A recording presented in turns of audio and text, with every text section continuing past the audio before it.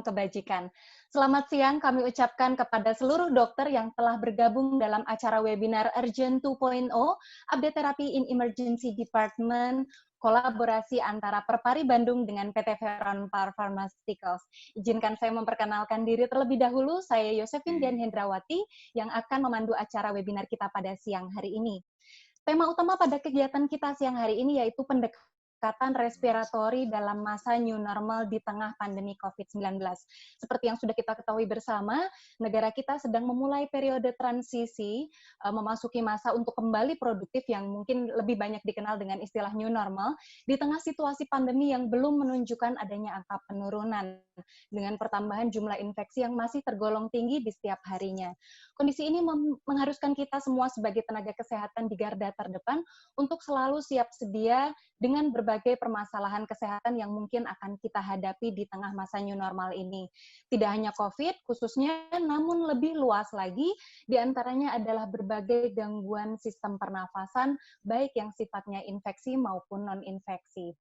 Untuk itu tentu menjadi penting bagi kita semua untuk kembali melakukan penyegaran ilmu untuk menghadapi pasien-pasien dengan gangguan respiratori yang akan kita hadapi. Dan untuk itu telah hadir bersama kita dua orang pakar yang sangat kompeten untuk membekali kita dengan wawasan medis yang diperlukan. Saya akan membacakan terlebih dahulu susunan acara webinar kita siang hari ini. Yang pertama adalah pembukaan, kemudian penyampaian materi oleh dua orang narasumber, dilanjutkan dengan sesi tanya-jawab, kemudian penutup. Perlu kami informasikan bahwa terdapat 2 SKP bagi para dokter yang mengikuti webinar ini. Kemudian nanti kepada para peserta yang ingin memberikan tanggapan maupun pertanyaan untuk diskusi terkait materi yang disampaikan oleh kedua narasumber, dipersilakan untuk menyampaikan pertanyaan tersebut pada kolom Q&A yang terdapat pada tampilan Zoom. Ada 2 kolom, ada chat dan Q&A. Mohon menyampaikan pertanyaan di kolom Q&A agar kita dapat bahas bersama pada sesi diskusi. Pertanyaan tersebut akan kita bahas setelah kedua narasumber selesai menyampaikan materinya. Langsung saja kita akan segera mendengarkan pemaparan pertama dari narasumber kita. Beliau adalah Dr. Arto Yuwono Suroto, spesialis penyakit dalam, konsultan pulmonologi FCCP Finasim. Saat ini beliau menjabat sebagai Ketua PB Perpari, sekaligus Kepala Divisi Respirologi dan Respirasi Kritis di Departemen IPD Rumah Sakit Hasan Sadikin. Dr. Arto akan membawakan materi berjudul Controlling Respiratory Infection with Focus on Pneumonia. Kepada Dr. Arto kami persilakan.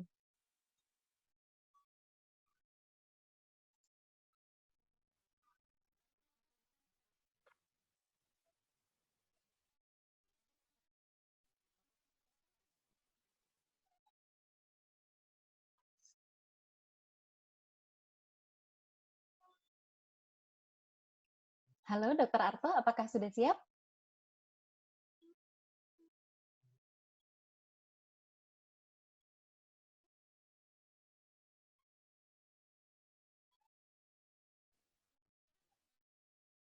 Oke. Baik, sudah bisa. Tampaknya masih sedikit belum stabil audionya, dokter, agak sedikit terputus. Sekarang sudah agak lebih jelas. Di saya atau jaring di saya atau jaring yang kecil betul.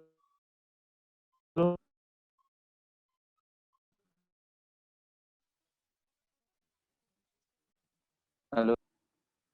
Iya, dokter. Di sini masih agak terputus-putus. Dulu mungkin ya, karena putus, apakah bisa Dokter Prayudi dulu, maaf, yang dulu saya nggak ngerti. Baik. Ya. Baik. Apakah Dokter Prayudi sudah siap materinya, dokter? Dokter Prayudi dulu, nanti saya cari yang. Baik. Baik. Bagaimana Dokter Prayudi? Apakah sudah siap dengan materinya? Boleh, kalau ini. Baik. Ya. Sebentar saya izin bacakan summary singkat dari Dr. Prayudi sebentar ya dokter. Baik, karena Dr. Arto tadi masih ada sedikit kendala koneksi, maka kita akan beranjak ke materi yang akan disampaikan oleh narasumber kedua kita. Beliau adalah Dr. Prayudi Santoso, spesialis penyakit dalam, konsultan pulmonologi FCCP Finasim.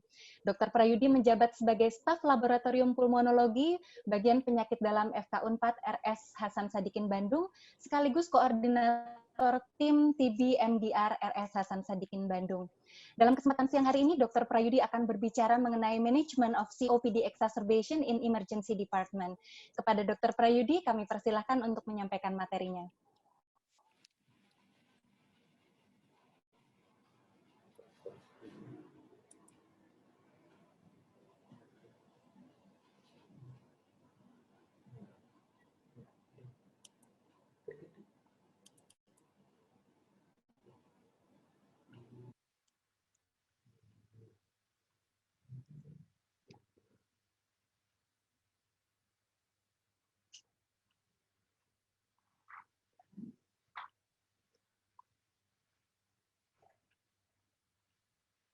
Halo, tes. Kedengaran suaranya? Terdengar, Dokter? Halo.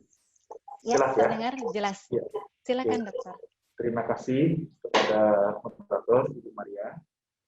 Saya mendapat tugas tentang manajemen COPD Exacerbation in Emergency Department. Selamat siang, salam sejahtera buat kita semua. Terima kasih kepada PT Peron yang telah memberi kepercayaan kepada Pari Bandung.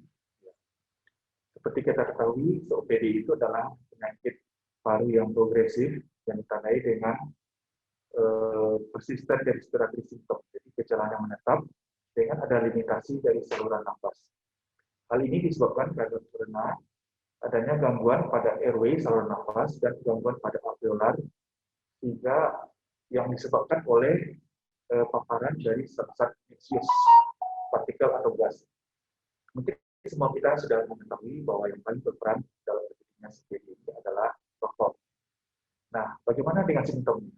Simptomnya pastinya biasa mengalami sesak nafas, batuk-batuk kronik dengan struktur produksi, dan kadang-kadang sering dengan rekuren dari respiratory tract infection atau rekuren dari infeksi saluran nafas berulang.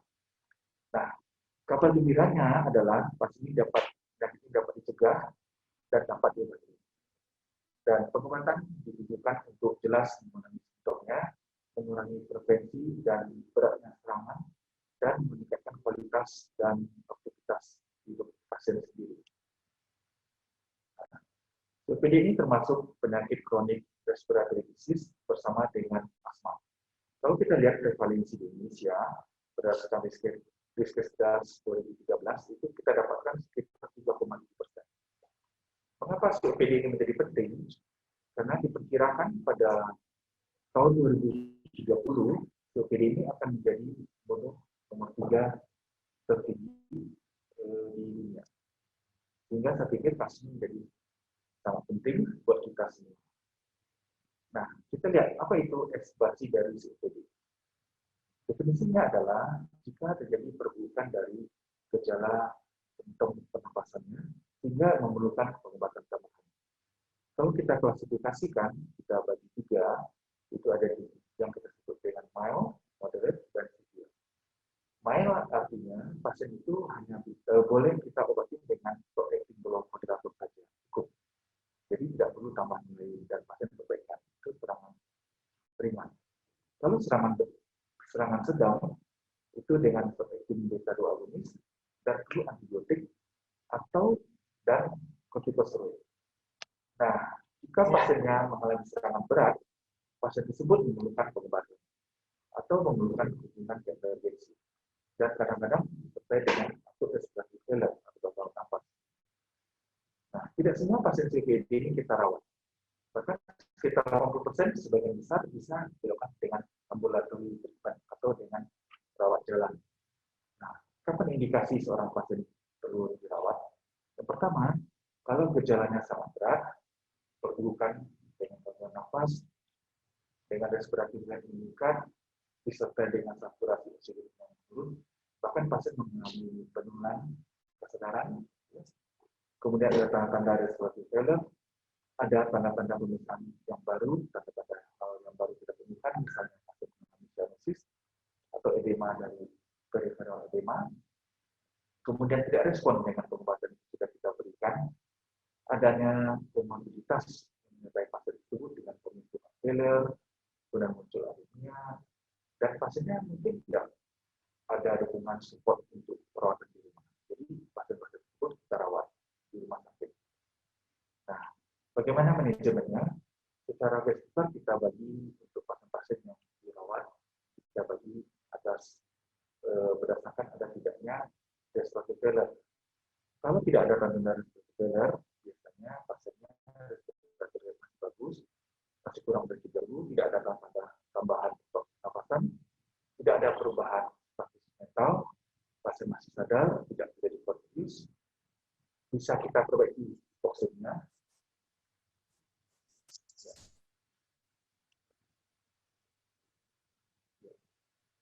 Kemudian tidak ada peningkatan dari kadar PaO2.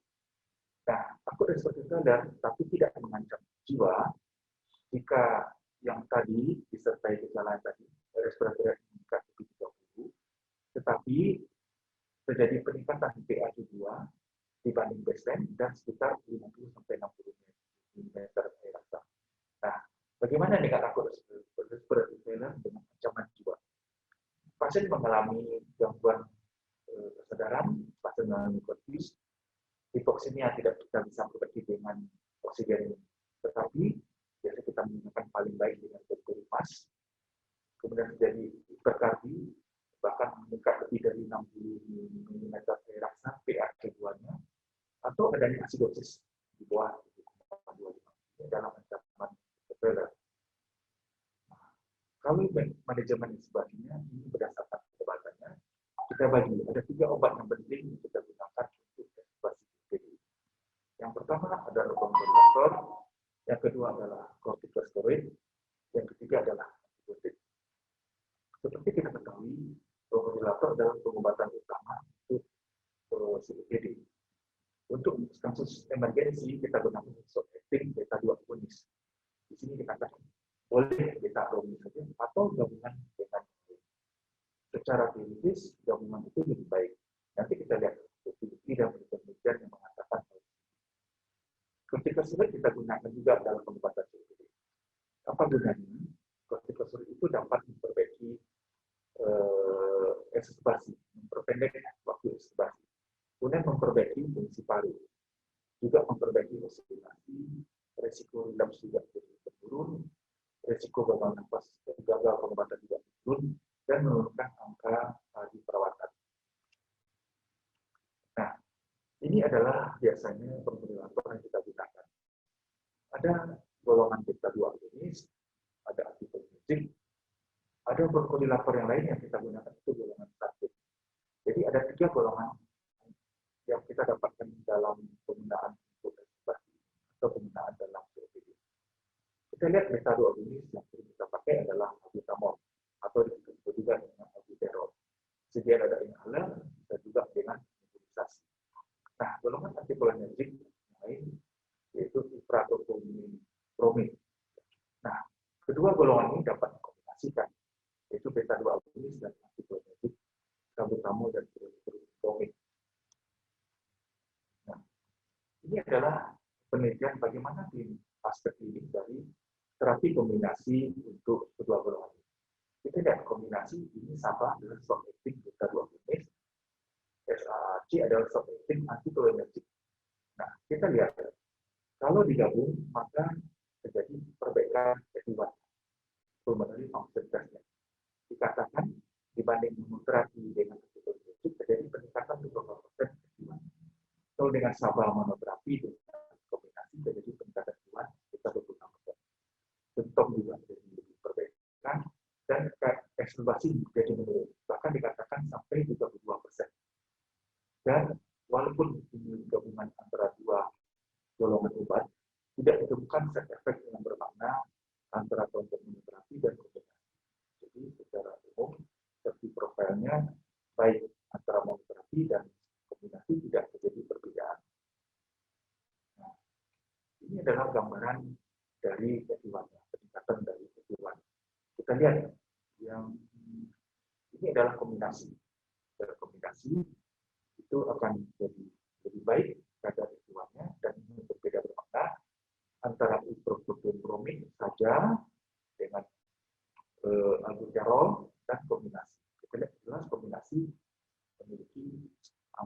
keluhan yang lebih baik dibanding terapi monoterapi. Kita lihat, kenapa rasionalisasi penggunaan obat relator? Idealnya satu obat itu bisa kita gabung kalau mekanisme bekerjanya berbeda, mekanisme dan fisiologi berbeda. Kita lihat, ini adalah target organnya adalah saluran nafas. Nah, saluran nafas ini dipengaruhi oleh hormon parasimpatik, parasimpatik, dan hormon simpatis.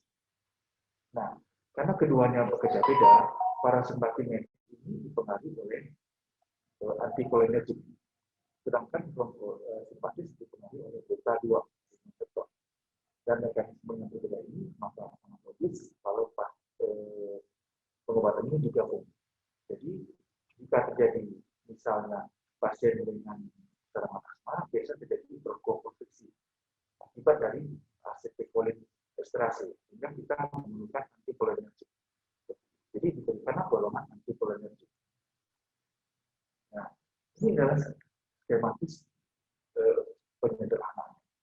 Jadi ada untuk beta adrenergik adalah beta 2 reseptor, sedangkan untuk antikolinergik adalah M reseptor. Ada 3 sebenarnya, M1, M2, M3. Yang utama adalah M3. Dan ini saling mempengaruhi.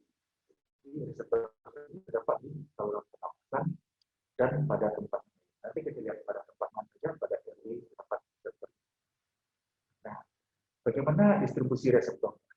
Kita lihat distribusi reseptor pada kolinergik atau M3 yang utama adalah M1 yang terdiri dari M1, M2, M3. Yang utama adalah M3 reseptor.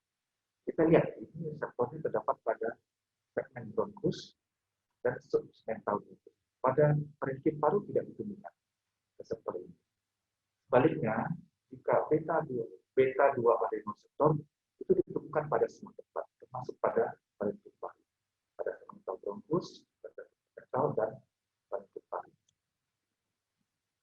Nah, bagaimana pembagian dominan dari reseptor? Kalau kita lihat dari saluran nafas yang besar, maka yang berperan adalah asetilkolin. Jadi pada saluran-saluran proksimal airway, reseptornya terutama adalah reseptor kolinergik. Bagaimana dengan perifer? Yang perifer kolinergik dipengaruhi non-neuronal asetilkolin oleh sel-sel inflamasi stimuli seperti TNF-alpha. Nah, kalau kita lihat secara teori, beta 2 reseptor ini lebih banyak pada perifer. M2 atau M3 lebih banyak pada proksimal ini, pada saluran nafas yang besar. Nah, ini bagaimana pengaruh simpatis dan parasimpatis. Walaupun bekerja berbeda, tapi simpatis ini yang berwarna hijau ini tidak mempengaruhi peran dari parasimpatis, tidak mengganggu efek dari parasimpatis. Nah, keduanya tersebut walaupun saling berbeda bekerja, yang satu melakukan aktivasi beta jenis reseptor, sedangkan pada artikolinergik dilakukan inhibisi, jadi satu mengaktifkan, satu menurunkan atau inhibisi, dan kedua ini bekerja sama bersinergis melakukan relaksasi dari faktor-faktor. Nah, kombinasi ini merupakan suatu kombinasi yang kompleks. Kita lihat kejadian ini terjadi di presinaptik, junction, sinaptik, dan postsinaptik. Jadi semua ini bekerja secara molekuler. Saya tidak akan mengangkat secara molekuler.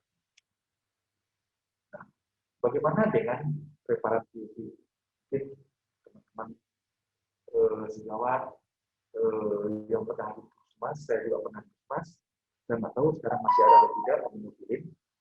Secara teoritis itu yang cukup sering kita pakai dulu. Nah, secara kepustakaan dikatakan bahwa sebenarnya teofilin ini mempunyai efek bronchodilator yang tidak begitu bagus. Ya, jadi efeknya kurang efektif dibanding beta 2 agonis atau antikolinergik. Tetapi mempunyai efek antiinflamasi. Kita lihat efek antiinflamasi pada teofilin bisa menurunkan toxoplasmosis, cytokine, dan mediator yang lain. sebenarnya ada juga yang mengatakan bahwa konsentrasi biofiliknya rendah ini juga memperbaiki resistensi kortikosteroid terhadap pasien-pasien COPD. Nah, bagaimana ini adalah satu meta-analisis bagaimana penggunaan kronik dari biofilik ini dihubungkan dengan mortality. Ternyata pada kelompok yang diberi biofilik terjadi peningkatan walaupun sedikit peningkatan tingkat kematian dari pasien-pasien yang diberi biofilik. Karena itu kalau kita lihat guideline asma, guideline PPOK, biofilik ini berada di tempat yang di bawah. Obat utamanya adalah tetap beta-2 agonis, beta-adenosine reseptor, dan glucocorticoid. Nah, bagaimana peran dari glucocorticoid? Glucocorticoid seperti kita ketahui itu adalah sebagai antiinflamasi, terutama berguna untuk asma. Jadi core pengobatan pada pasien asma adalah steroid, sedangkan pada pasien PPOK adalah bronchodilator.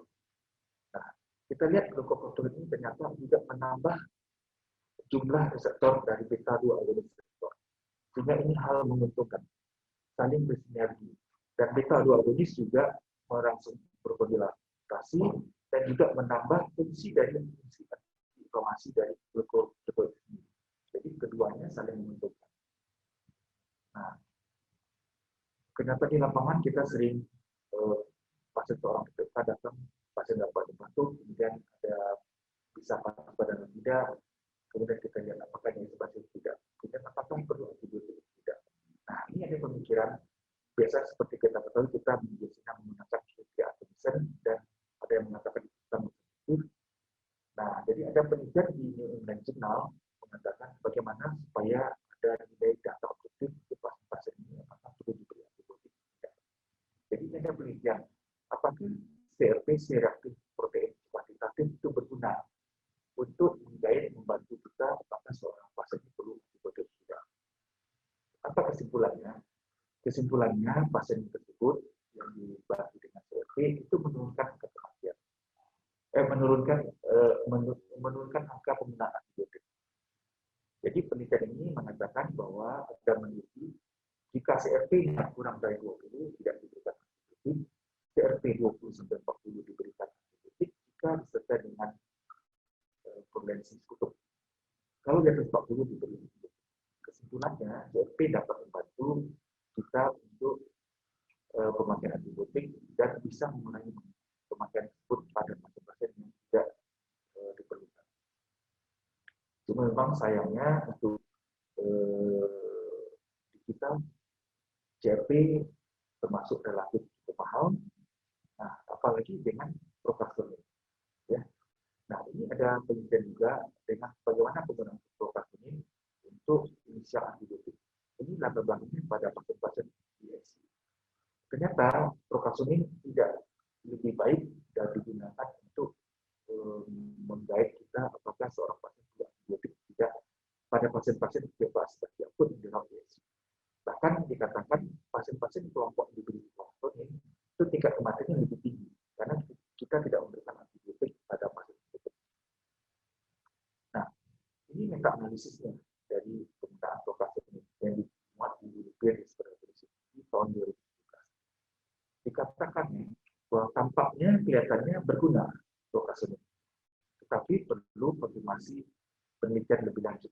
Kenapa? Karena banyak yang dikumpulkan di meta-analisis metodologinya dikatakan tidak memenuhi harapan dan jumlah pasien ini masih dalam jumlah yang kecil. Jadi perlu penelitian-penelitian yang lebih lanjut. Nah, akhirnya kalau kita baca bagaimana apakah penggunaan CRP dan prokastonil ini masih berguna. Dari goal yang terbaru tahun 2020 dikatakan bahwa bagaimana kalau untuk menjadi kita hanya menggunakan kardinal simptom. Ini modifikasi dari kriteria Atkinson. Jadi dari kriteria mayor Atkinson, yaitu apakah pasien tersebut mengalami peningkatan sesak nafas, apakah jumlah sekutumnya bertambah, atau sekutum mengalami kulit berwarna kuning atau hijau. Bagaimana penggunaan kardinal simptom? Nah, kita berikan antibiotik jika terdapat 3-3 kardinal simptom.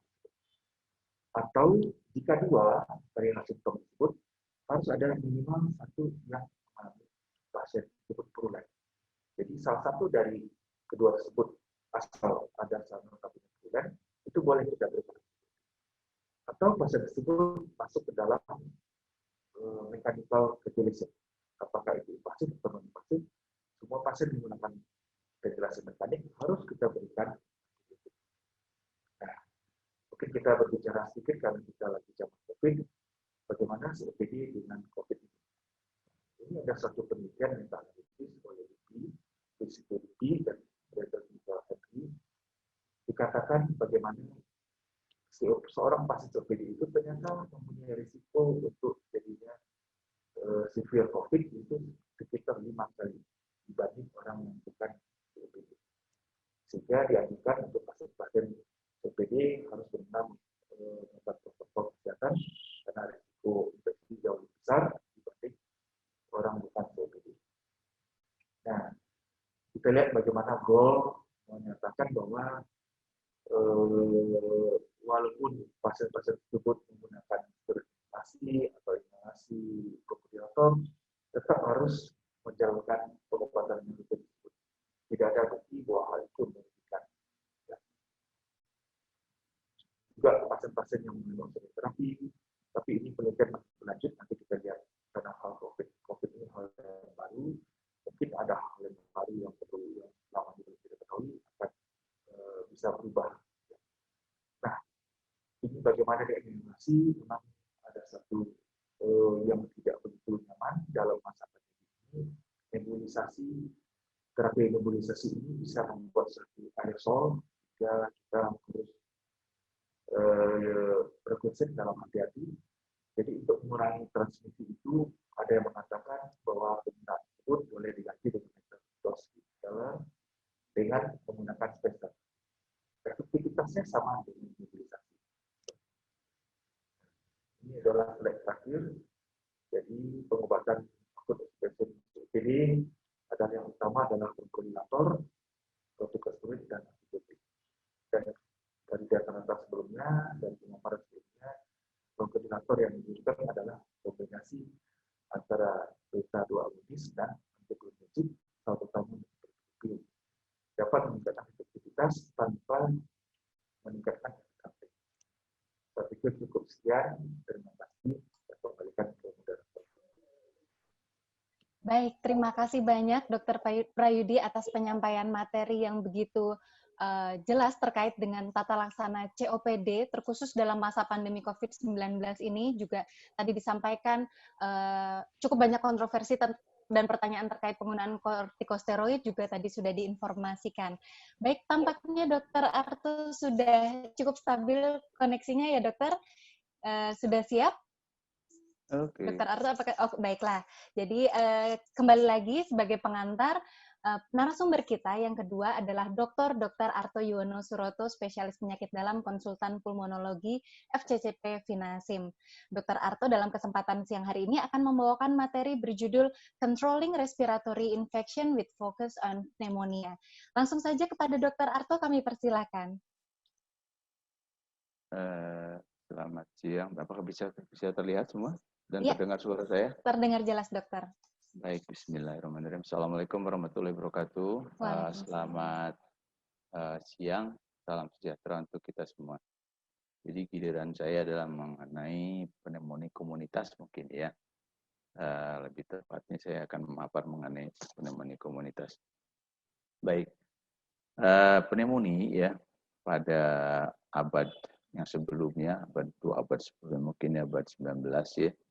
Ini dikenal sebagai the captain of man death. Jadi dulu memang karena belum ada antibiotik ya begitu dapat pneumonia pada umumnya meninggal, dan ini dikatakan oleh Sir William Osler. Sir William Osler ini seorang physician yang sangat-sangat prominent ya, sangat-sangat hebat pada masanya, dan sampai dengan sekarang pun masih banyak peninggalan beliau. Dan sampai sekarang ya kalau kita lihat di Organisasi Kesehatan Dunia ya, pneumonia masih merupakan penyebab keempat dari kematian ya di dunia ini. Kalau dilihat dari ini data WHO tahun 2016, dan saya kira belum berubah banyak sampai dengan sekarang, pneumonia ada di nomor 4, Tapi kalau dilihat penyakit respiratori sebetulnya dari mulai COPD, kemudian pneumonia, kemudian lung cancer, ya, kemudian tuberkulosis. Jadi dari 10 besar ini 4 adanya dari respiratori. Ya, kalau dijumlahin ya angkanya mirip-mirip dengan 2 di atas ini ya, yang dari respiratori. Pneumonia ini mortality-nya bervariasi ya.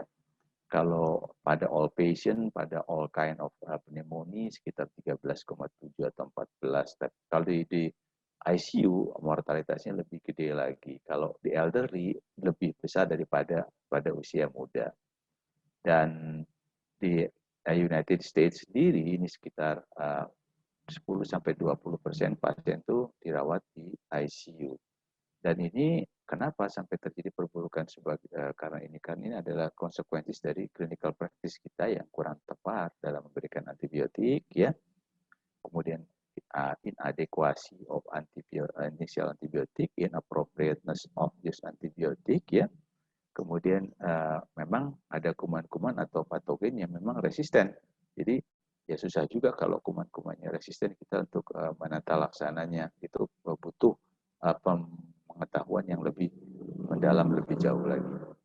Kita kembali ke definisi ya. Kalau kita lihat buku Fishman ya, buku Fishman itu bukunya pulmonologi ya, pulmonary respiratory disease. Pneumonia didefinisikan sebagai inflamasi dan konsolidasi pada lung tissue ya. Jadi bukan pada airway-nya tapi pada tisunya, jadi pada jaringan paru disebabkan oleh infectious agent. Disebabkan oleh infectious agent. Jadi ada 2, lung tissue dan infectious agent ya.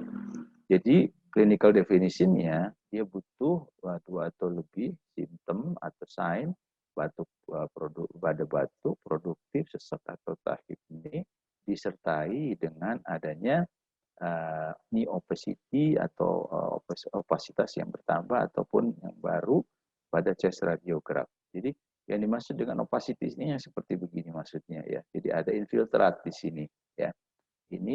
Ini adalah prerequisite atau keharusan untuk kalau kita mau mendiagnosa pneumonia. Kalau nggak ketemu kayak begini, bagaimana kita mau mendiagnosa pneumonia? Karena by definition dia adalah inflamasi, konsolidasi pada lung tissue. Jadi yang nampak secara ronsen ya seperti ini gitu ya. Nah, saya sengaja paparkan sedikit mengenai bronkitis akut ya, agar nanti jelas bedanya mana pneumonia, mana bronkitis. Bronkitis ini inflamasi ya, akut bronkitis ini inflamasi pada tracheobronchial tree ya. Jadi bukan pada parenkimnya, bukan pada lung parenkim aja, bukan pada lung tissue-nya. Umumnya penyebabnya itu kebanyakan respiratory virus. Kadang-kadang ada invasi atau infeksi sekunder dari bakteri Streptococcus pneumoniae ataupun Haemophilus ya. Kalau gejalanya sih sama ya, batuk ya, bisa non produktif, bisa purulen, batuknya juga kadang-kadang kita ketukar, oh ada pasien dengan batuk purulen itu, lalu kita pikir langsung pneumonia secara klinis, padahal beda ya, dan tata laksananya juga beda karena kausanya beda. Kalau bronkitis akut itu kausa terbanyaknya adalah virus, sedangkan pneumonia kausa terbanyaknya adalah bakteri ya. Bedanya ya, there are no sign of consolidation and pada chest radiograph tidak ada opasitis atau tidak ada infiltrat. Itu karena dia memang bukan kena parenkim, dia kenanya pada saluran nafas ya. ATS ya, guideline dan juga ATS IDSA statement ini yang 2005 kemudian 2019 masih menggunakan, kalau kita mau mendiagnosis pneumonia maka syarat utama pertamanya adalah adanya infiltrat baru ya, atau infiltrat yang bertambah pada chest radiograph dengan tanda atau simptom ya, sign and symptom yang mensuggest bahwa infiltrat itu disebabkan oleh proses infeksi. Karena banyak sekali kalau pada secara thorax foto yang memberikan gambaran infiltrat, orang UD paru ya gambarannya infiltrat, orang ada malignansi mungkin bisa infiltrat ya, tadi seperti Dr. Prayudi bilang juga bisa infiltrat ya. Kemudian sign and symptom yang berpikir bahwa penyebabnya adalah infeksi, yaitu ada demam new onset, ada purulen sputum, dan ada leukosistosis atau leukopenia. Jadi untuk diagnosis pneumonia itu harus seperti ini mintanya gitu ya. Jadi kalau misalnya kita tidak menemukan adanya infiltrat, ya jangan diagnosis pneumonia, gitu ya. Nah, ini contoh lain dari infiltrat. Kalau tadi infiltrat yang tadi gambarannya cenderung lobar, ini cenderung patchy, ada di mana-mana infiltrat ya, ada di mana-mana. Tapi ini juga sama, ini adalah bentuk dari pneumonia. Hanya pneumonia tidak dibagi berdasarkan gambaran radiologisnya. Ya, karena gambaran radiologis kan ada yang lobar, segmental, ya. Kemudian ada yang patchy, bronkopneumonia. Pneumonia tidak dibagi berdasarkan itu. Tapi pneumonia itu diklasifikasikan berdasarkan di mana dia didapatnya. Bisa di community, ini namanya pneumonia komunitas, ya. Ini ada guideline barunya itu tahun 2019 dari ATS INSA. Kemudian ada HAP atau hospital acquired di mana pneumonia itu didapatnya 48 jam atau lebih setelah admission. Kemudian ada ventilator associated pneumonia yang 48 jam atau lebih setelah endotracheal intubation. Apa gunanya membagi seperti itu? Ya, kenapa sih perlu dibaginya bukan berdasarkan ini lobar, ini bronkopneumonia, ini segmental, tapi kok malah dibaginya CAP, HAP, VAP. Ini terkait dengan hukuman yang umum menjadi penyebabnya. Ini CAP, ini HAP, ini VAP. Makin ke arah kanan, maka makin meningkat risiko untuk MDR atau multi drug resistant patogen yang sulit diobati. Meningkatkan juga morbidity dan mortality-nya. Dulu sempat ada terminologi HCAP, namun sekarang sudah tidak lagi menjadi suatu terminologi, karena ini adalah terminologi yang kurang tepat dalam membuat kemungkinan diagnosis etiologi pasien pneumonia. Ya. Dan yang disebut sebagai multidrug patogen ini, kependekannya kita buat jembatan keledainya adalah SKP, yaitu vancomycin enterococcus faecium resistant, ya. Kemudian Staphylococcus aureus, Acinetobacter pseudomonas, dan juga Enterobacter, juga Klebsiella. Nah, sekarang kita mulai masuk ke pedomannya yang relatif paling baru yang saya ambil. Saya tidak ambil semuanya karena banyak sekali, hampir semua negara punya pedoman, tapi ini adalah yang relatif terbaru dan paling banyak dipakai di seluruh dunia. Jadi asalnya dari ATS dan INSA. Ketika pertama kali kita mendiagnosa pneumonia, maka keputusan terpenting yang utama, yang pertama dibuat adalah pasien ini mau dirawat atau tidak, ya kan? Karena itu menyangkut dengan tagihan, menyangkut dengan prognosis, menyangkut dengan segala macam dan kemungkinan etiologinya, gitu ya. Nah, untuk itu, maka selain berdasarkan penilaian klinis, ya kita klinis juga kan punya perasaan, kayaknya punya hitung-hitungan, kayaknya harus dirawat, gitu ya. Nah, tapi juga digunakan apa yang disebut untuk tuntunan Pneumonia Severity Index, ya, atau Curve 65. PSI atau Pneumonia Severity Index ini rekomendasinya lebih baik dibandingkan dengan Curve 65. Cuma nanti kita lihat, ya. Ini untuk menentukan, ya, pasien ini dirawat atau tidak. Bisa rawat, tidak semua pneumonia dirawat kan? Bisa rawat jalan atau tidak bisa rawat jalan, sebaiknya dirawat saja, gitu ya. Nanti kita lihat bahwa PSI itu lebih bagus daripada Curve 65. Curve 65 itu mudah, ya. Jadi singkatan CURB dari confusion, bone, respiratory, low blood pressure, kemudian tekanan darah, dan juga umur. 65-nya adalah umur. Kalau skornya 0, tentu diagnosisnya harus pneumonia dulu, ya. Ada diagnosa pneumonia, lalu kita mau menentukan dia dirawat atau tidak, maka kita pakai Curve 65 atau pakai PSI, gitu ya. Nah, kalau 0, ini tidak terpenuhi semua, ini bisa rawat jalan, bisa home treatment misalnya, ya. Karena risiko kematiannya nggak gede. Kalau ininya 4 atau 5, Curve 65-nya 4 atau 5, maka ini sebaiknya mutlak harus dirawat. Ini mudah kalau di IGD, kan. Kalau di IGD mudah, apalagi kalau misalnya kita nggak punya pemeriksaan urium, kan tadi CURB kan U-nya adalah urium, gitu ya. Pakai aja CRB, ya. Pakai CRB, jadi pembagiannya lebih mudah lagi, ya. Jadi cuma didasarkan kepada confusion, RR, systolic blood pressure, kemudian age di atas 65. Jadi CRB 65. Ini lebih mudah lagi kalau 0, kalau 12, kalau 34, gitu ya. Nah, yang lebih bagus, penelitian yang sudah membuktikan bahwa PORT atau PSI, Pneumonia Severity Index ini lebih bagus daripada curve 65. Akan tetapi ini lebih rumit, ya. Lebih rumit, banyak sekali parameter-parameter yang diminta, ya. Ada penyakit yang lain, ada laboratorium, gitu ya.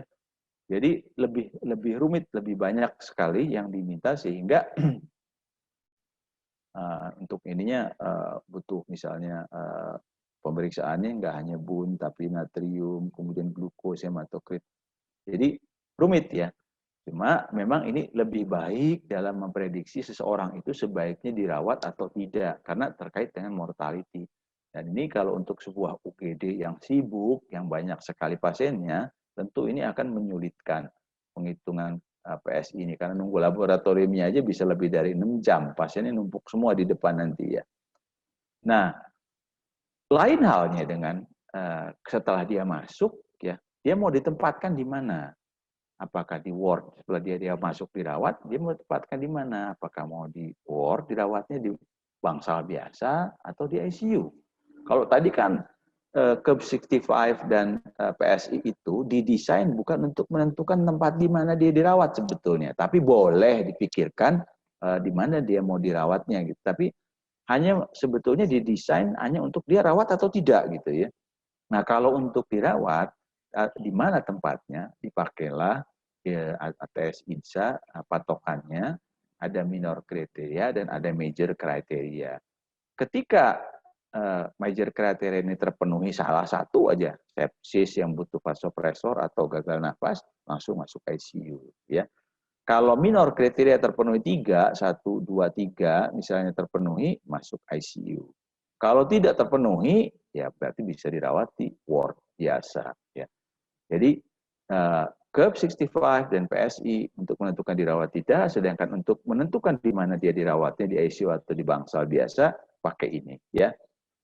Nah, mengenai obatnya, kalau untuk rawat jalan tanpa komorbid dan faktor risiko untuk patogen resisten, ya apa sih faktor risiko untuk patogen yang resisten itu? Ada riwayat pengobatan dalam 90 hari sebelumnya, kemudian ada pemberian riwayat pengobatan antibiotik ya, kemudian ada pasiennya ada riwayat sebelumnya ada infeksi dengan kuman-kuman seperti Pseudomonas atau MRSA. Kalau pasiennya bisa rawat jalan, misalnya curve-nya tuh 0, ya nggak ada komorbid, misalnya pasien umur 27 tahun kena pneumonia, nggak ada faktor risiko, maka obatnya amoxicillin 3x1 atau doksi. Ini tentu timbul dari data-data penelitian di luar negeri, bukan data kita. Kalau kita punya data sendiri, ya harus pakai punya data kita. Ya, ini data ini didasarkan kepada kausa kuman terbanyak apa yang menjadi penyebab pasien pneumonia rawat jalan tanpa komorbid dan faktor risiko untuk patogen resisten. Tentu ini data dibuat sesuai dengan guideline ini dibuat. Di mana guideline ini dibuat? Guideline dibuat di Amerika. Datanya data dari Amerika, bukan data kita. Jadi sebaiknya memang kita punya data sendiri ya. Dan yang lainnya adalah macrolide pilihan ketiganya. Cuma macrolide ini sekarang mulai dihati-hatii karena ternyata resistensi untuk terjadinya macrolide itu sudah banyak sekarang ya, sehingga kita harus lebih hati-hati memberikan macrolide pada pasien-pasien pneumonia, apalagi macrolide yang diberikan secara tunggal ya. Kemudian rawat jalan tapi pakai komorbid, misalnya penyakit jantung, liver dan lain-lain, obatnya bisa monoterapi atau obatnya terapi kombinasi. Jadi rawat jalan dengan komorbid, misalnya ada CHF, ada congestive heart failure, atau pasien PPOK, atau pasien CKD gitu ya. Maka kalau monoterapi kita kasihnya fluoroquinolone. Fluoroquinolone bisa levo, bisa moxi, bisa gemi. Ini kalau kita melihat pada guideline-nya tidak berdasarkan urutan baru harus levo dulu atau moxi dulu atau gemi dulu, silahkan mana yang pilih gitu ya. Kemudian bisa kombinasi ya.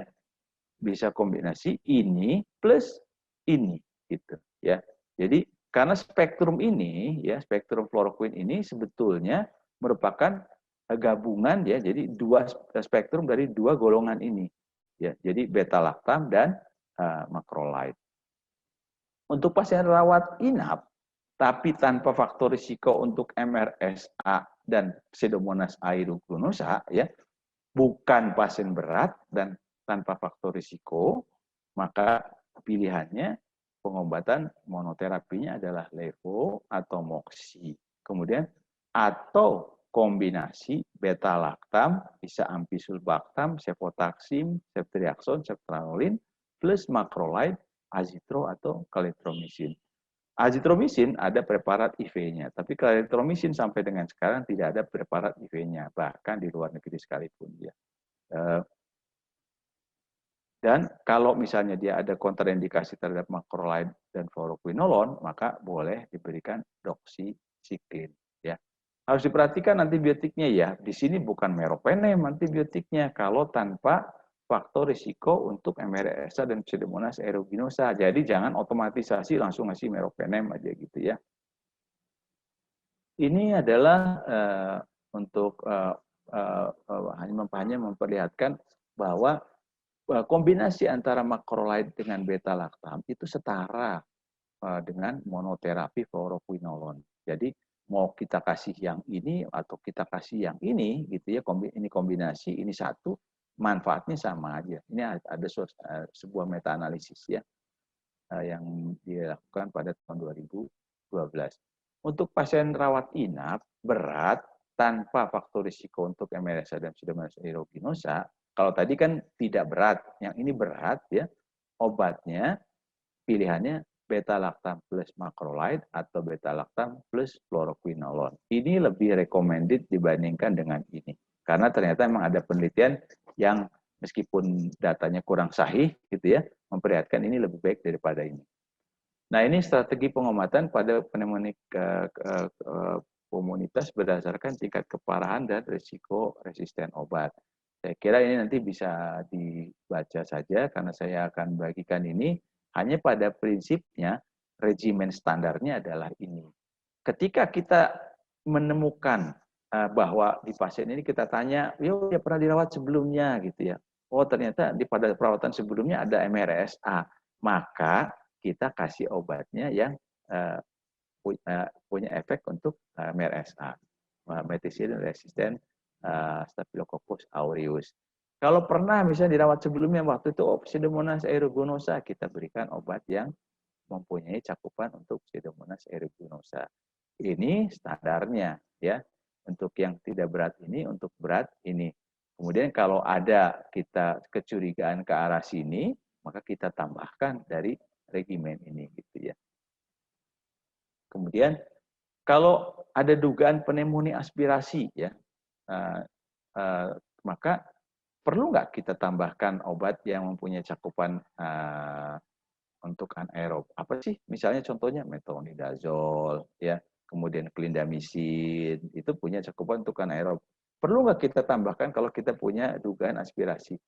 Untuk tidak rutin katanya rekomendasinya untuk memberikan obat-obat yang punya efek untuk bakteri anaerob kecuali pasiennya kita curigai ada abses atau ada emphysema ya. Jadi tidak rutin gitu ya kita berikan. Nah, untuk pasien rawat inap, pasien CAP dewasa dengan faktor risiko untuk MRSA atau Pseudomonas aeruginosa diobati di antibiotik spektrum di luar empirik standar itu perlu nggak kita kasih antibiotik yang mempunyai spektrum untuk mengambil MRSA atau Pseudomonas aeruginosa ya. Dulu pernah ada ya nang terminologi HCAP. Di HCAP itu seolah-olah pasien CAP, misal yang pasien hemodialisis rutin, pasien dapat pembatan IV, pasien dari panti jompo, itu semua dianggapnya kumannya kuman berat semua sehingga perlu dipikirkan untuk mendapatkan antibiotik yang mengcover MRSA dan Pseudomonas aeruginosa. Itu sudah tidak lagi direkomendasikan ya. Rekomendasinya kalau kita memberikan empirik MRSA atau Pseudomonas aeruginosa pada pasien-pasien CAP, ingat ya, pasien CAP bukan pasien HAP ya, pasien CAP, ini kita harus punya locally validated risk factor. Kita harus punya risk factor ya, yang sifatnya lokal di tempat kita bekerja atau di daerah itu ya, terkait dengan risk factor untuk MRSA dan Pseudomonas aeruginosa. Sayangnya kita tidak punya ya. Sampai sekarang kita masih belum punya. Dan ini empiric treatment-nya vancomycin, misalnya kalau untuk MRSA. Kemudian untuk Pseudomonas aeruginosa, piptazol, cefepime, ceftazidime, dosisnya 3x2, ya.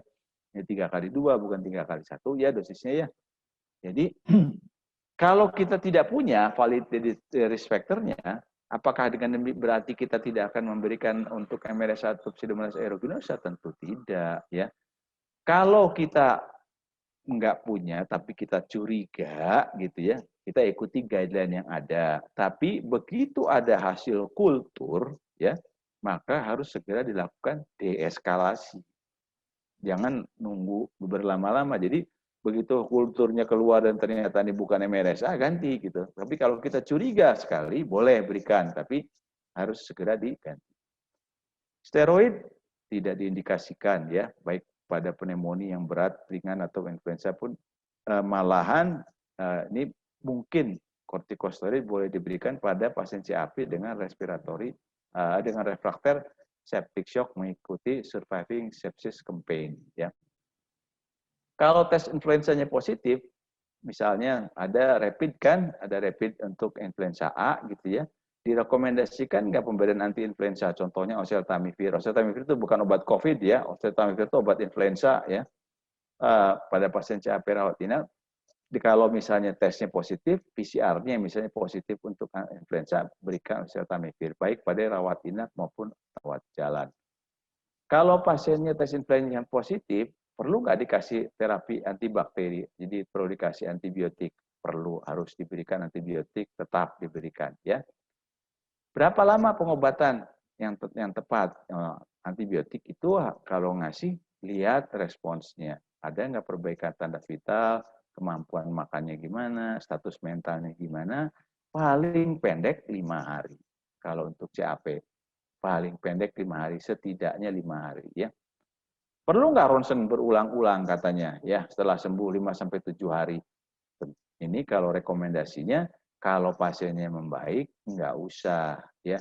Tapi pasien itu sering datang dalam keadaan kompleks. Pasien itu datang dengan diagnosa CHF, masih diferensial diagnosis CHF, dengan CKD overload cairan, dengan pneumonia gitu ya. Nah, kadang-kadang kita melakukan pemeriksaan ronsen berulang itu adalah untuk memastikan ini kira-kiranya pneumonia atau sebetulnya hanya lung edema gitu. Ya, jadi perlu pemeriksaan berulang-ulang, bukan untuk pneumonia sendiri ya. Ini udah tadi ya, maaf. Nah ini ada pedoman dari Belanda tahun 2016. Nah silahkan nanti dipelajari saja. Saya akan bagikan PowerPoint-nya. Nah sekarang ada 2 fluoroquinolone yang ada di Indonesia yang prominent, yaitu moxifloxacin, yang fluoroquinolone terbaru ya, newer, dan levofloxacin. Kalau tadi kan di guideline itu silahkan mau diurut pakai yang mana, silahkan mana dulu, silahkan mana Anda pilih, mana yang Anda suka sama aja gitu ya. Nggak didasarkan, tapi kalau guideline silahkan aja mau levo kayak mau moxi kayak.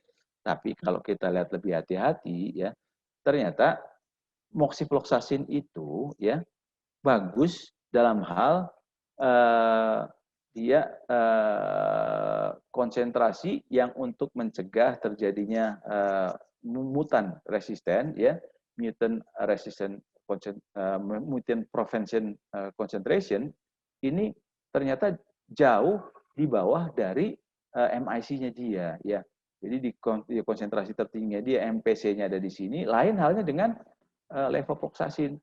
Jadi kemungkinan untuk terjadinya resistensi terhadap levofloxacin ini lebih besar daripada terhadap moxifloxacin. Jadi kemungkinan untuk terjadi resistensi mutasi spontan resisten terhadap kedua antibiotik ini lebih baik pada moxi dibandingkan dengan pada levofloxacin. Kemudian ini beberapa penelitian yang memperlihatkan bahwa perbaikan klinis terjadi pada moxifloxacin pada pemberian yang sifatnya tunggal pada selama 10 hari pemberian. Ini juga studi di Cina yang memperlihatkan manfaat moxifloxacin, bahwa moxifloxacin generally well tolerated dan highly effective. Kemudian ini sengaja di kuning-kuning ya, according to this finding, anurik critical, jadi artinya kalau diambil ini aja bahwa pada pasien-pasien dengan kelainan ginjal tuh nggak perlu penyesuaian dosis kalau moxifloxacin karena dia di metabolismenya di hepar.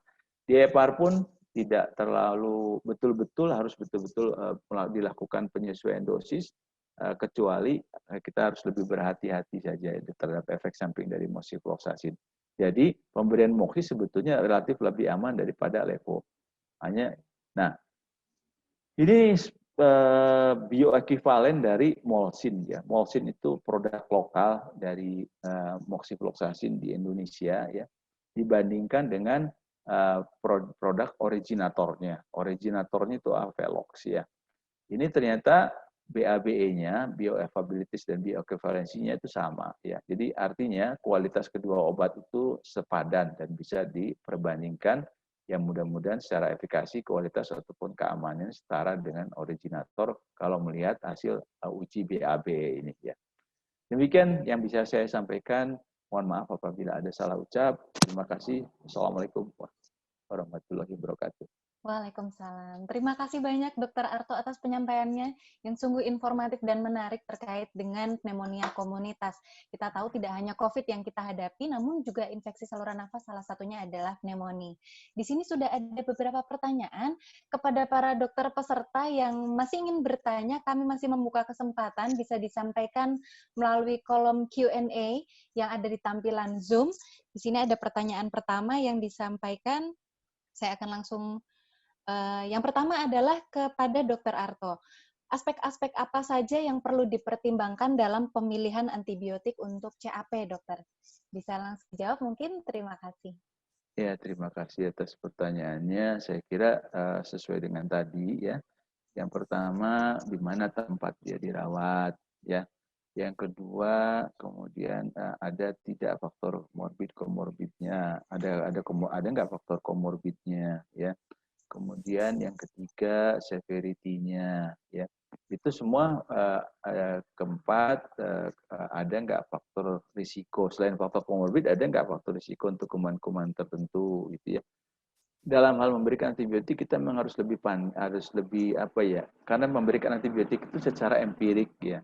Artinya secara empirik itu educated guess. Jadi kita mengira-ngira kira-kira kuman yang ada di dalam tubuh si yang bersangkutan yang sedang sakit itu kuman apa gitu ya.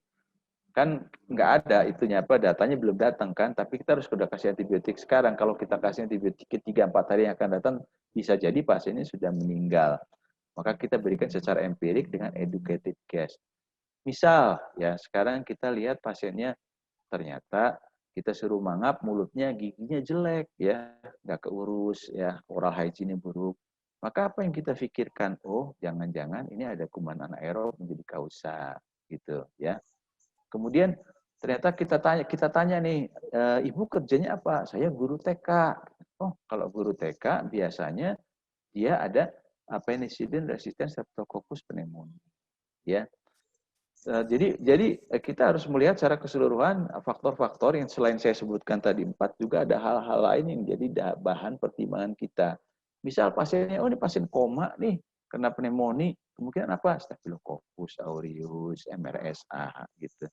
Atau oh misalnya pasiennya ada bronkiektasisnya, apa? Berarti kita pikir jangan-jangan ada pseudomonas di dalamnya. Jadi banyak sekali hal-hal yang harus dipertimbangkan ya. Selain dan itu data itu tentu didapat dari penelitian yang sudah ada selama ini bahwa kebiasaan pada pasien-pasien seperti itu kuman-kuman apa saja gitu ya. Selain tadi yang pokok tadi kan dirawat atau tidak ya, ada atau tidak komorbid, seberapa berat sakitnya, ada nggak faktor risiko untuk kuman-kuman yang patogen yang resisten atau MDR ya. Baik, terima kasih dokter. Menjawab. Mungkin menyambung pertanyaannya karena tadi dokter sempat menyampaikan bahwa terkait pemberiannya secara empiris.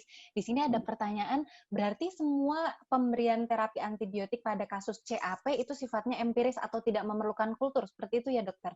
Oh enggak, harus. Kultur harus. Kultur harus hanya tidak rutin dikerjakan. Ya. Oh begitu. Berarti kapan kultur, kapan tidak itu pengambilan keputusannya bagaimana? Kalau empirik mah harus kan. Iya, Kita betul. nggak mungkin nunggu kultur ya. Kita nggak mungkin nunggu kultur baru diobatin, pasiennya udah meninggal dulu kali ya. Gitu, kecuali Betul. ya. Jadi kita harus berikan antibiotik secara empirik, diberikan duluan sebelum ada hasil kultur. Pada contohnya pada kasus apa kita kasih, misalnya pada pneumonia yang jelas berat, pneumonia yang dirawat ya, berat dan dirawat itu harus. Tapi kalau pneumonia rawat jalan nggak perlu dilakukan pemeriksaan kultur ya. Itu buang-buang sumber daya ya.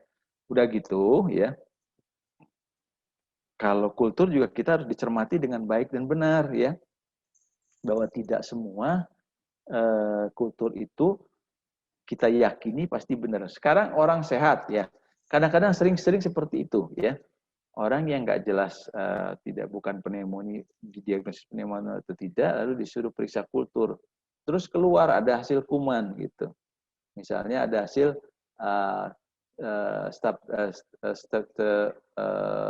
Streptococcus SP atau apalah gitu ya.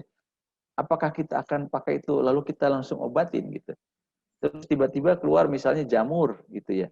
Padahal pasiennya nggak apa-apa, apakah akan kita obati gitu? Padahal pasiennya udah sembuh nih ya.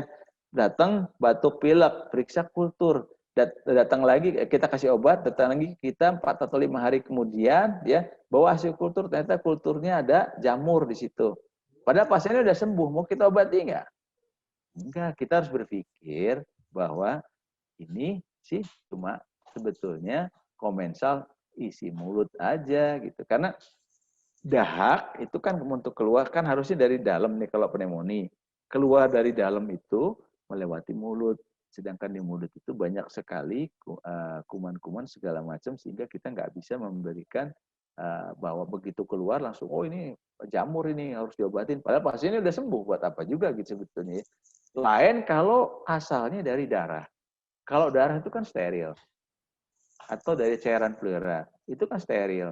Jadi ketika dari darah dengan proses pemeriksaan laboratorium yang tepat ternyata tumbuh kuman, maka kita boleh percaya dan disesuaikan dengan klinis tentu sekali lagi ya. Dengan klinis dan kita boleh percaya jangan-jangan itu betul gitu. Ya. Jadi kausa. Baik, terima kasih dokter. Jadi barangkali Dr. Prayudi mau menambahkan? Ya, kepada Dr. Prayudi kami persilahkan untuk menyalakan videonya terlebih dahulu, dokter. Ya, supaya lebih enak lagi dalam berdiskusi. Mungkin ingin ditambahkan terkait tadi pengalaman klinis dalam pemilihan antibiotik untuk kasus-kasus pneumonia? Mungkin prinsipnya sama ya seperti Dr. Arto ya. Mungkin sudah disampaikan Dr. Arto, jelas latar belakang yang risikonya mungkin ya. Kemudian ada riwayat pemberian antibiotik mungkin pengaruh ya, terutama dalam 3 bulan terakhir. Jadi kalau dalam 3 bulan terakhir ada penggunaan antibiotik, kita risiko untuk kuman-kuman MDR patogen itu lebih besar. Mungkin itu aja yang saya tambahkan. Baik, terima kasih dokter. Menyambung pertanyaan untuk Dr. Prayudi karena ini topiknya terkait dengan bronkodilator tadi yang disampaikan Dr. Prayudi di materi. Bagaimana apa yang perlu dipertimbangkan dalam pemberian bronkodilator dalam situasi pandemi COVID-19 seperti ini?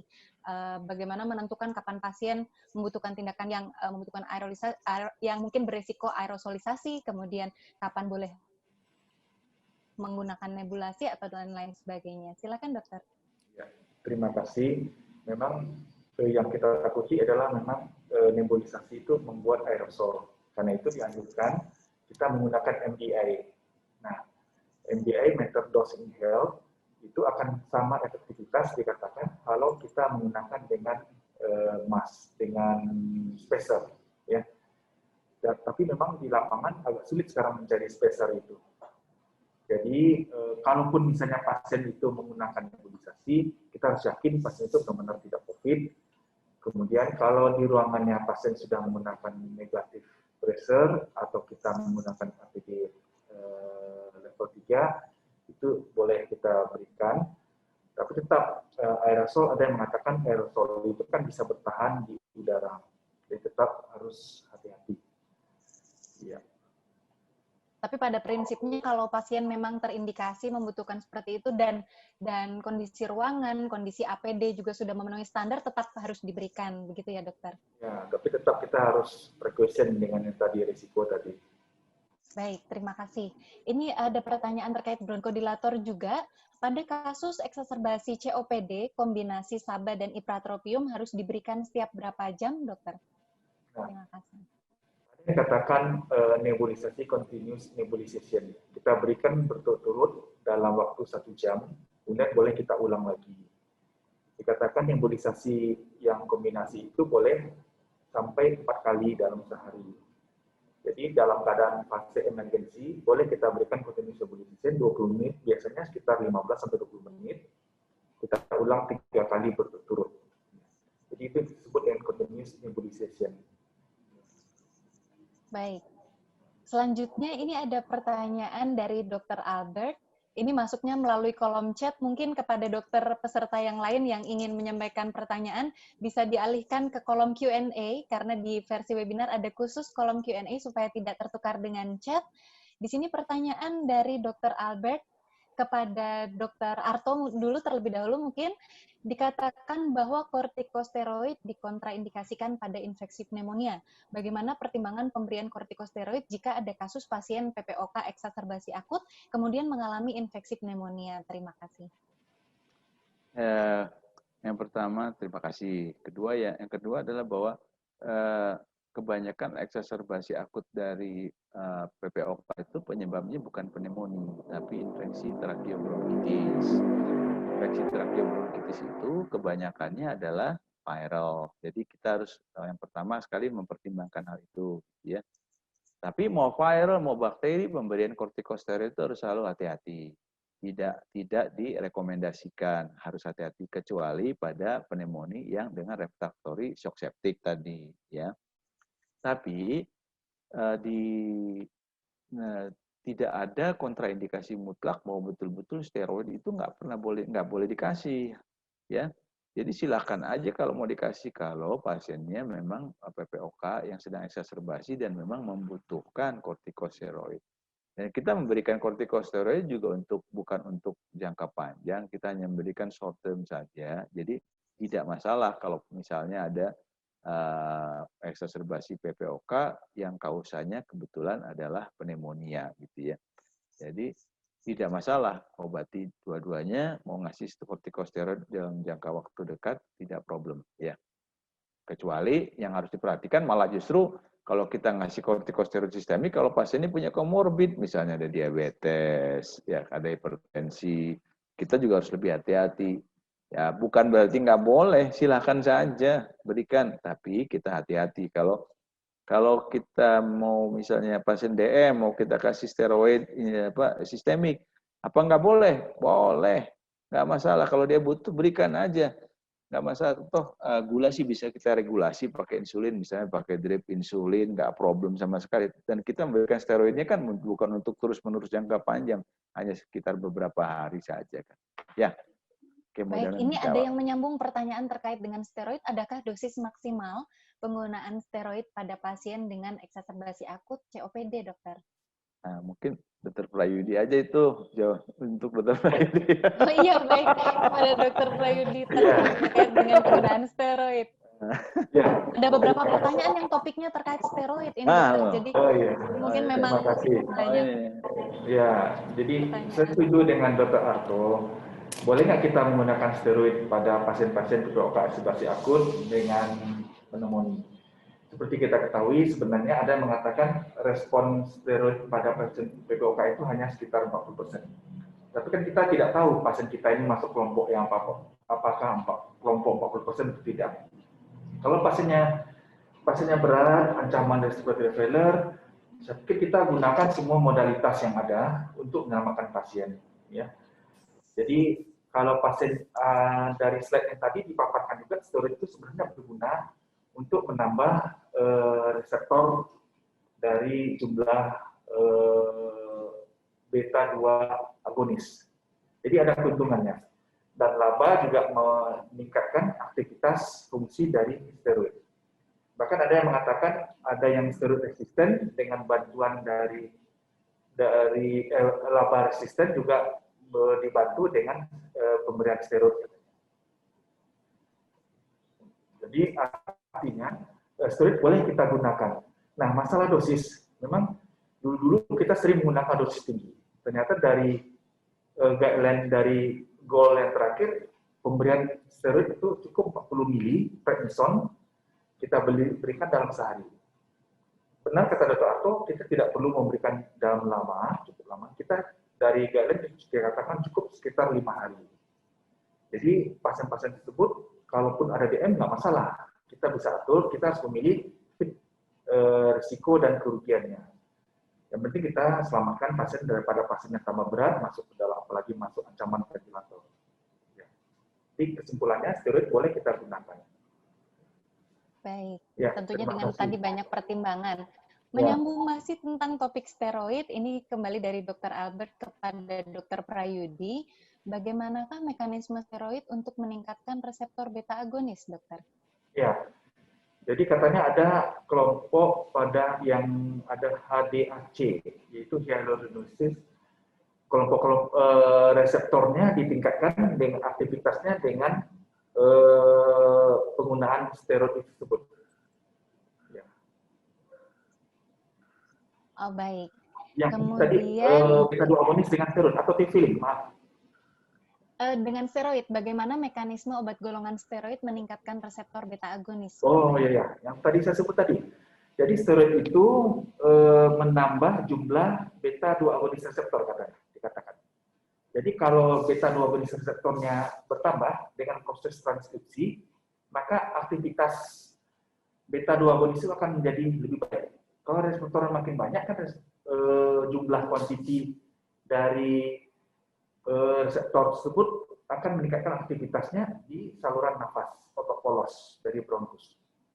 Jadi kalau makin sehingga banyak, pada saat diberikan bronkodilator, beta-2 agonis, respons klinisnya akan lebih nyata, seperti itu ya dokter ya? Baik, dengan melalui proses transkripsi katanya. Baik. Kemudian beranjak ke pertanyaan berikutnya, ini terkait dengan infeksi, berarti kepada Dr. Arto. Pada kasus COPD eksaserbasi namun dahak tidak tampak hijau, apakah boleh diberikan antibiotik? Kita harus berhitungnya dari banyak sisi ya. Memang itu tadi itu kan Dr. Prayudi sudah menyebutkan ya, bahwa ada yang namanya kriteria Antonisen tadi ya. Batuk bertambah, sesek, kemudian sputum purulen. 2 dari 3 atau 3-3-nya terpenuhi, itu membuat kita secara klinis boleh berpikir bahwa kausanya adalah bakteri. Kalau kausanya bakteri, maka sah bagi kita untuk memberikan antibiotik kan. Padahal yang paling sering menjadi pencetus adalah infeksi tracheobronkitis yang notabene sebetulnya hampir keseluruhan sebabnya adalah virus. Ya, tapi antibiotik dijustifikasi dengan kriteria Antonisen tadi. Tapi ketika dahaknya tidak purulen, bisa 2 dari 3 tadi boleh, asal salah satunya adalah dahak purulen. Tapi kalau dahaknya tidak purulen, apakah kita tidak berikan antibiotik? Nah, lagi-lagi kalau di dunia kedokteran tidak pernah ada yang hitam putih, ya. Selalu kita pertimbangkan hal-hal lainnya, ya. Kita lihat leukositnya, misalnya kita lihat marka petanda infeksi lainnya. Taruhlah misalnya pasien ini diperiksa CRP atau taruhlah pasien ini diperiksa prokalsitonin, ya. Kita lihat apakah prokalsitonin dia di atas 0,25. Kalau begitu kecurigaannya kita lebih curiga sebuah bakterial. Jadi banyak sekali hal-hal yang harus bisa dijadikan bahan pertimbangan gitu ya. Jadi tidak melulu hanya kriteria Antonisen saja. Kriteria Antonisen hanya sekedar memudahkan saja. Ya. Baik, masih terkait dengan topik infeksi, tadi dikatakan bahwa minimal pemberian antibiotik itu adalah 5 hari. Berdasarkan pengalaman klinis dokter, paling lama antibiotik ini untuk kasus CAP diberikan berapa lama? Kemudian bagaimana kita bisa mengukur respons eradikasinya? Apakah antibiotik tersebut sesuai atau mungkin perlu diganti antibiotik lain? Itu apa saja yang mungkin parameter yang diamati dokter? Terima kasih. Yang mungkin pertanyaan nomor 2 dulu saya jawabnya ya. Apakah perlu diganti atau tidak? Oh iya, jadi kita kan memberikan empirik, ya. Kita kasih empirik kan kira-kira nih, saya pikir di dalam tubuh dia itu ada kuman A gitu kan. Nah, kuman A itu cocoknya pakai antibiotik ini X gitu, ya. Jadi Tapi itu bukan pasang buntut ya. Kalau pasang buntut tiba-tiba keluar angka 45 aja. Oh, semalam saya ketemu sama kucingnya jadi angka 45 gitu. Enggak gitu. Tapi dikira-kira dengan yang tadi saya bilang tadi. Kalau begini, kalau begini dengan pertimbangan itu, oh kayaknya nih di dalamnya kumannya adalah ini, maka saya berikan antibiotik ini. Ini kira-kira nih. Lalu kan kita lakukan pemeriksaan kultur. Nah, nanti kultur itu kan keluar hasilnya. Setelah keluar hasil kulturnya, kita lakukan penyesuaian sesuai dengan hasil kultur tersebut. Tapi pada prinsipnya yang kali pertama kita berikan sesuai kira-kira ya, tapi prinsipnya apalagi pada pasien-pasien yang berat kita memberikan spektrumnya yang luas ya. Kemudian cukup kuat antibiotiknya, ketika nanti kulturnya keluar lalu kita sesuaikan kulturnya, sesuai dengan hasil kulturnya antibiotiknya misalnya cukup yang antibiotik yang ini yang lebih ringan, yang cuma spektrumnya sempit, tidak luas gitu ya. Itu namanya proses deeskalasi.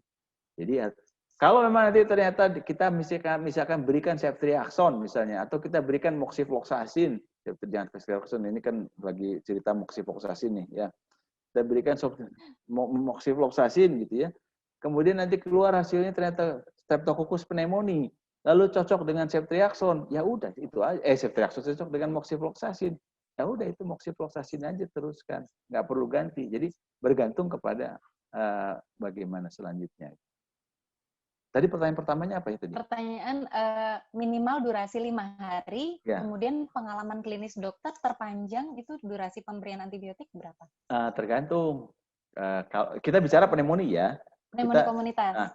Kita bukan bicara misalnya infektif endokarditis ya. Kalau infektif endokarditis lama sekali pengobatannya ya. Betul. Tapi kalau kita bicara pneumonia bisa antara 14 sampai 21 hari.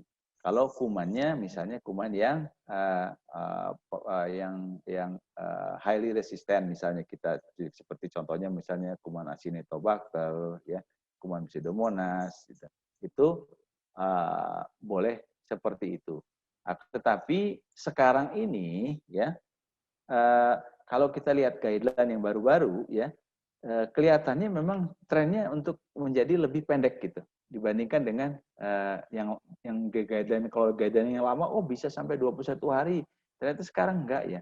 Tapi sekali lagi dasar kita memutuskan adalah tetap judgement klinis dari seorang dokter. Ya, tapi tentu judgement klinis dengan didasarkan kepada keilmuan ya, bukan tanpa dasar keilmuan. Judgement klinis seorang dokter itu tetap ada di atas segalanya. Ya, oke. Mudah-mudahan bisa menjawab. Terkait dengan pemberian antibiotik, satu pertanyaan terkait yang topiknya antibiotik, apabila pasien CAP yang diputuskan rawat inap dengan pemberian antibiotik parenteral, kemudian dalam perkembangan beberapa hari kondisinya baik, stabil, apakah harus dilanjutkan parenteral atau bisa di-switch ke oral, seperti misalnya moxifloxacin parenteral, kemudian per oral, kemudian perhitungan lama pemberiannya bagaimana, dokter? Kalau misalnya bisa, kalau misalnya itu berikan saja per oral. Kalau kondisinya stabil, pasiennya bisa makan, kita tidak berharap ada gangguan, kita tidak berpikir ada gangguan absorpsi misalnya ya. Makannya pasiennya bagus, kemudian kondisi klinisnya stabil, ganti aja ke oral. Dan untungnya fluoroquinolone ya, tuh bioavailability-nya bagus. Jadi artinya kalau GI tract-nya berfungsi dengan baik, mau diberikan IV ataupun mau diberikan oral ya, itu konsentrasi di dalam darahnya mirip-mirip aja gitu. Beda dengan misalnya golongan beta lactam gitu ya. Oral lebih rendah konsentrasinya dibandingkan dengan kalau berikan IV. Tapi untungnya fluoroquinolone itu. Ya, jadi ini mau berarti IV mau oral. Sepertinya menjawab pertanyaan terakhir yang baru saja masuk. Di sini dikatakan dari dokter penanya, apabila hanya tersedia moxifloxacin oral pada kasus CAP tanpa komorbid, skor CRP 65-nya 2, berarti apakah boleh diberikan per oral saja karena di RS yang bersangkutan tidak tersedia moxifloxacin IV? Boleh, kalau semua kondisinya memungkinkan ya, bukan yang kalau misalnya pasien shock tentu kita kan nggak ngasih oral ya. Baik. Bagaimana kita berpikir mau memberikan oral kalau misalnya kita berpikir perfusi ke ususnya nggak bagus gitu ya. kan obat itu harus diambil kan.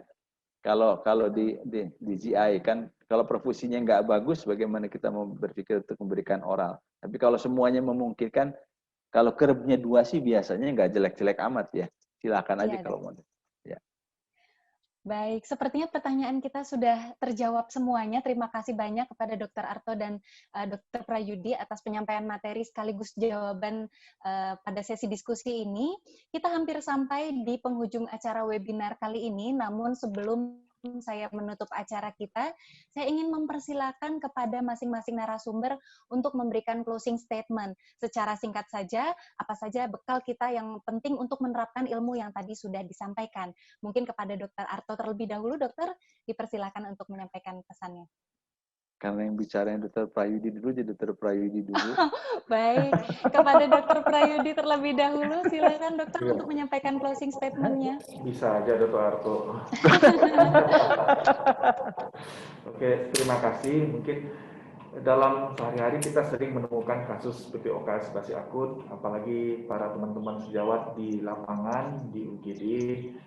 Mudah-mudahan COVID cepat berlalu.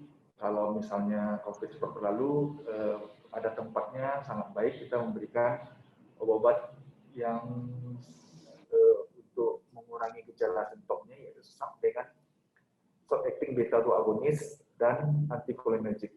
Dari paparan tadi sudah sangat terbukti bahwa kombinasi tersebut lebih efektif, lebih efisien, lebih cepat menurunkan simptomnya, kemudian efek sampingnya juga tidak berbeda dengan monoterapi.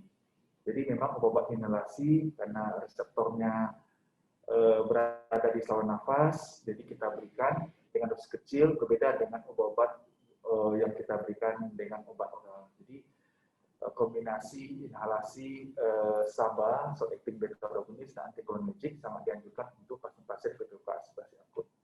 Mungkin dari saya itu saja. Terima kasih. Baik, terima kasih Dr. Prayudi. Dipersilakan kepada Dr. Arto. Sudah diwakili oleh Dr. Prayudi tadi. Oh enggak.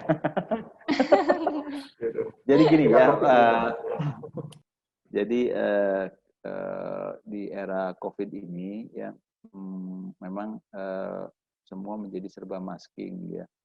Jadi di era pandemi ini kalau pasien datang ya, kita harus selalu berpikir bahwa nih kemungkinan COVID itu ada ya, kalau ada pasien dengan keluhan respiratori ya. Nah, untuk itu maka kan pasien kalau datang nggak pernah dicap pada sini ada COVID atau bukan COVID gitu ya. Sehingga harus selalu kita mempertimbangkan akan kemungkinan adanya COVID. Kalau kita kedatangan atau kita datang pasien dengan keluhan respiratori, apalagi pasien pneumonia. Semua itu adalah untuk keamanan kita sebagai tenaga kesehatan atau nakes ya. Kita sebagai nakes adalah orang-orang yang sangat dibutuhkan oleh negara ini pada saat ini. Jangan sampai semuanya menjadi sia-sia karena ketidakhati-hatian kita. Jadi kalau kita berhadapan dengan respiratory symptom, selalu pikirkan kemungkinan COVID. Dan kalau dia datang dengan kita curiga COVID pun, tetap kalau dia datang dengan pneumonia, maka coverage atau pemberian antibiotik untuk mengcover kemungkinan yang diderita oleh si pasien ini bukan COVID akan tetapi bakteri juga harus diberikan.